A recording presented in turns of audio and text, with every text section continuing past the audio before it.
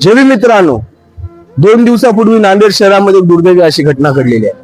नांदेड येथील बौद्ध तरुण असलेला सक्षम ताटे याचे एका हिंदू मुलीसोबत प्रेम होतं म्हणून त्या मुलीच्या भावाने, वडिलाने व तिच्या भावाच्या मित्राने त्या सक्षमची एकदम निर्गुण हत्या केलेली आहे. हत्येची तीव्रता एवढी भयानक होती की आधी त्याला पकडण्यात आलं व त्याच्यावरती 4-5 गोळ्याचे राऊंड फायर करण्यात आले आणि नंतर एवढे सुद्धा करून त्याचं मन भरलं नाही तर नंतर त्याला दगडाने टेकू त्याचं तोंड एकदम असं बेरूप करून टाकलं होतं. या घटनेवरून खूप असं वाईट वाटत आहे की नांदेडमध्ये बौद्ध तरुणांच्या हत्येचं प्रमाण हे खूप मोठ्या प्रमाणामध्ये वाढत आहे. त्याच्या आधी जिगरबाज असलेल्या एमजेची हत्या केली, शुभम भद्रे नावाच्या पोराची हत्या केली, अक्षय भालेरावची हत्या झाली, नंतर आता ह्या सक्षमची हत्या झालेली आहे. म्हणजे नांदेड हे बौद्ध तरुणांसाठी आता सुरक्षित राहिलेलं नाही. का सुरक्षित राहिलेलं नाही की नांदेडमध्ये बौद्ध तरुणांमध्ये मोठ्या प्रमाणामध्ये गट निर्माण झाले, मोठ्या प्रमाणामध्ये अंतर्गत वाद निर्माण झाले तर आणि अंतर्गत वादाचा बंडाळीचा फायदा इतर लोक घेऊन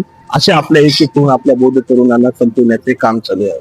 आताही जर नांदेड मधले बौद्ध तरुण संघटित झाले नाही, आताही जर नांदेड मधले बौद्ध तरुण एकत्रित आले नाही तर कदाचित उद्या आपण आपल्यामधलं कोणी एक जण मरण, आपल्या घरामधलं कोणी मरण किंवा त्याच्यामध्ये आपल्या स्वतःचाही मृत्यू होऊ शकतो. ही दक्षता आता तुम्ही समजली पाहिजे आणि आता तरी समाजाने संघटित आलं पाहिजे आणि एकत्रित येऊन काम केलं पाहिजे आणि आंबेडकरवादी ताकदीला बुलंद केलं पाहिजे.